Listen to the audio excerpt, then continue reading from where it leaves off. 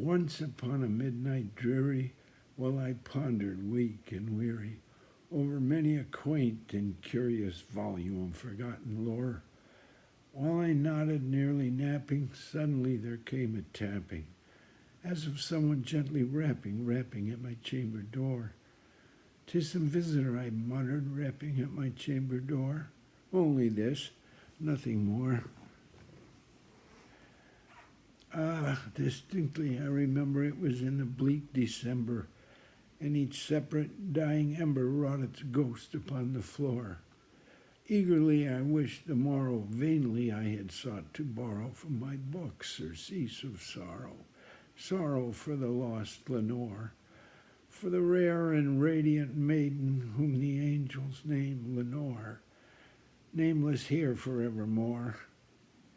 And the silken, sad, uncertain rustling of each purple curtain thrilled me, filled me with fantastic terrors never felt before, till at last, to still the beating of my heart, I stood repeating, "'Tis some visitor entreating entrance at my chamber door, some late visitor entreating entrance at my chamber door. This it is, and nothing more." Presently my soul grew stronger, hesitating then no longer. "Sir," said I, "or madam, truly your forgiveness I implore, but the fact is I was napping, and so gently you came tapping, so faintly you came rapping at my chamber door, that I scarce was sure I heard you. Here I opened wide the door. Darkness there, and nothing more. Deep into the darkness peering, long I stood there wondering, fearing, doubting, dreaming dreams no mortal ever dared to dream before. But the silence was unbroken, and the stillness gave no token, and the only word there spoken was the whispered word, "Lenore."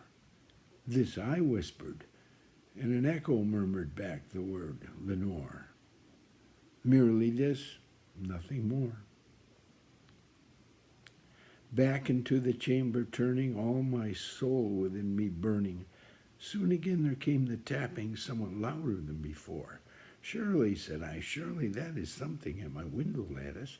Let me see then what thereat is, and his memory and his mystery explore. Let my heart be still a moment, and this mystery explore. 'Tis the wind, and nothing more." Open here I flung the shutter, when with many a flirt and flutter in there stepped a stately raven of the saintly days of yore.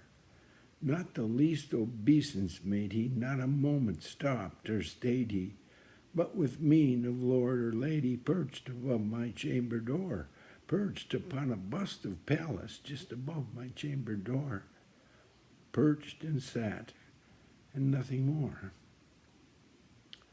Then this ebony bird beguiling my sad fancy into smiling, for the grave and stern decorum of the countenance it wore.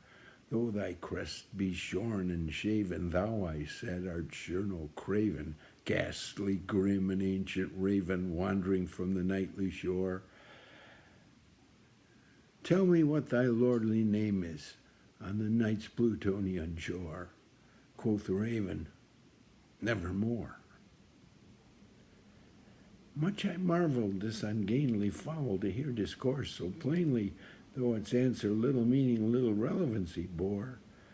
For we cannot help agreeing that no living human being ever yet was blessed with seeing bird above his chamber door, bird or beast upon the sculpted bust above his chamber door,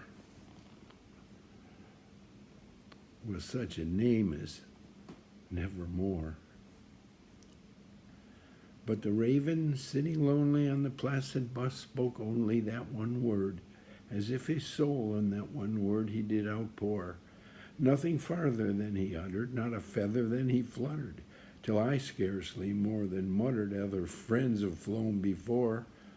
On the morrow he will leave me, as my hopes have flown before." Then the bird said, "Nevermore."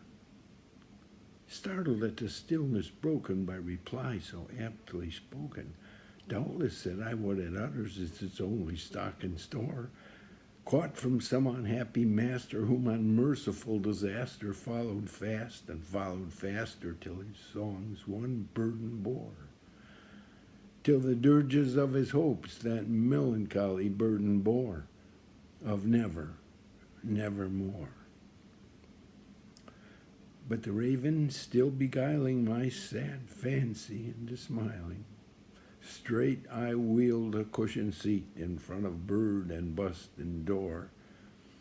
Then upon the velvet sinking, I betook myself to linking fancy after fancy, thinking what this ominous bird of law, yore, what this grim, ungainly, ghastly, gaunt, and ominous bird of yore meant in croaking, "Nevermore."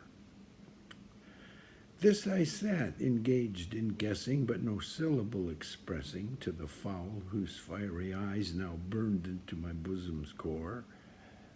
This and more I sat, divining, with my head at ease reclining on the cushion's velvet lining that the lamplight gloated o'er, but whose velvet violet lining with the lamplight gloating o'er she shall press, nevermore. Then methought the air grew denser, perfume from an unseen censer swung by seraphim whose footfalls tinkled on the tufted floor. "Wretch," I cried, "thy God has lent thee, by these angels he has sent thee, respite, respite, and nepenthe for the memories of Lenore. Quaff, oh quaff this kind nepenthe, and forget this lost Lenore." Quoth the raven, "Nevermore." "Prophet," said I, "thing of evil, prophet still, if bird or devil, whether tempter sent or whether tempest tossed thee here ashore, desolate yet all undaunted on this desert land enchanted, on this home by horror haunted, tell me, truly I implore, is there balm in Gilead? Tell me, I implore." Quoth the raven, "Nevermore." "Prophet," said I, "thing of evil, prophet still, if bird or devil, by the heaven that bends above us, by that God we both adore, tell this soul with sorrow laden if within the distant Aidenn it shall clasp a sainted maiden whom the angels name Lenore. Clasp a rare and radiant maiden whom the angels name Lenore." Quoth the raven, "Nevermore." "Be that word our sign of parting, bird or fiend," I shrieked, upstarting. "Get thee back into the tempest and the night's Plutonian shore. Leave no black plume as a token of that lie thy soul has spoken. Leave my loneliness unbroken. Quit the bust above my door. Get thy beak from out my heart and get thy form from off my door." Quoth the raven, "Nevermore." And the raven, never flitting, still is sitting on the pallid bust of Pallas just above my chamber door. And his eyes have all the seeming of a demon's that is dreaming, and the lamplight o'er him streaming throws his shadow on the floor, and my soul from out that shadow that lies floating on the floor shall be lifted nevermore. Thank you.